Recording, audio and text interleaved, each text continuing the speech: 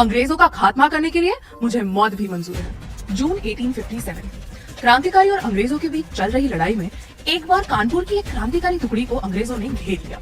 उस समय कई सिपाहियों को गिरफ्तार किया गया और उन्हें कड़ी से कड़ी सजा दी जाने वाली थी। लेकिन तब कुछ ऐसा हुआ जिस पर किसी को विश्वास ही नहीं हो रहा था। उन सब के बीच में एक आम सिपाही का यूनिफॉर्म पहने एक औरत थी, वही सिपाही जिसने कुछ देर पहले कई अंग्रेजों को मौत की नींद सुला दिया। घोड़े पर सवार, हाथ में तलवार, कमर पे पिस्तौल तानी।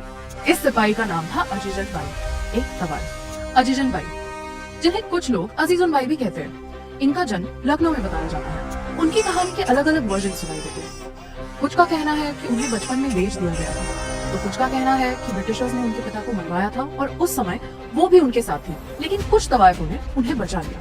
उनका बचपन का नाम मस्तानी बताया जाता है, जो कि तवायफ होने की ट्रेनिंग के बाद अजीजन बाई कहलाई। माना जाता है कि अजीजन बाई की सुंदरता और उनकी परफॉर्मेंस देखने के लिए बड़े बड़े व्यापारी, नवाब और राजा महाराजा आया करते थे। इन्हीं में से कुछ थे तात्या टोपे, नाना साहेब पेशवा और शमशुद्दीन खान, जो उस समय लखनऊ में अंग्रेजों के खिलाफ आंदोलन का मोर्चा संभाल रहे थे। जल्द ही अजीजन बाई उनकी मदद करने लग गए। रात में वो अंग्रेजों की महफिलों में नाचती और उन्हें आकर्षित कर उनसे कई जरूरी जानकारियां इकट्ठा करती। लेकिन अजीजन बाई के लिए इतना काफी नहीं था। वो अपने देश के लिए लड़ना चाहती थी। एक कहानी के अनुसार जब पेशवा साहेब और तात्या टोपे ने उन्हें जानकारी देने के लिए पैसे ऑफर किए, तो उन्होंने साफ मना कर दिया और बदले में उनसे एक सिपाही की वर्दी मांगी।